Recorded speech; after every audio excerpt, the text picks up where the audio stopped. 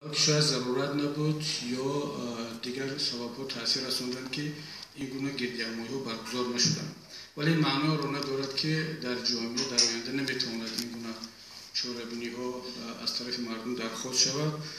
و در قانون باید همه چیز مشخص باشد. همونطوری که مؤلفان لایحه گفتند. البته چند ناروشنی هست. من محترم رئیس یکیش رو خاطررسانی میکنم. بسیار خوب میبود که در آینده اگر مسئولین بین مفهومی جای یافته در قانون امروزه مفهوم مجلس که البته یک مفهوم حقوقی است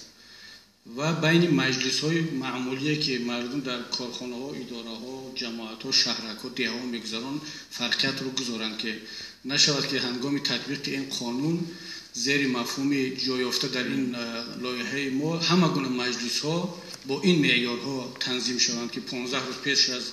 برگزاری مجلس باید که تشکیل کنندگان آن درخواست پیشنهاد کنند یا اجازت بگیرند، چون ما همه شهروندان، حزب‌های سیاسی، کارخانه‌ها، اداره‌ها، مجلس‌های خودمون رو داریم که باید این آمیخته شوی مفهوم‌ها در آینده مشکل‌ها رو به وجود نیارد. نکته دوم این است که ما باید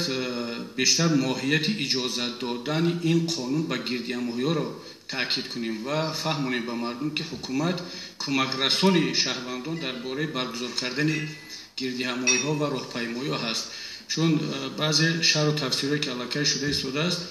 بعضی‌ها اشتباه فهمیدند و میگویند که با قبول این قانون نو میتوانند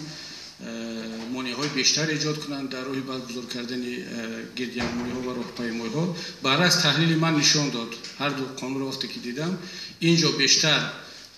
مشخص است، دقیق شده است و حتی اشاره به آن شده است که حکومت مقامات دولتی باید کمک برسانند و یک نکته بسیار مهمی که در قانون قبلی نبود، اشتراک تشکیل کننده گردیامویی باید در جلسه که مسئله اجازت دادن یا ندادن گردیامویی بررسی میشد باید دعوت شود و اشتراک کند که در قانون قبلی نبود و من فکر میکنم که بسیار نکته مهم است. در عموم با نظر داشت این ملاحظه ها ما پشتیبانی از قبول این قانون میکنیم و تشکر میگیم به مؤلفان. تشکر.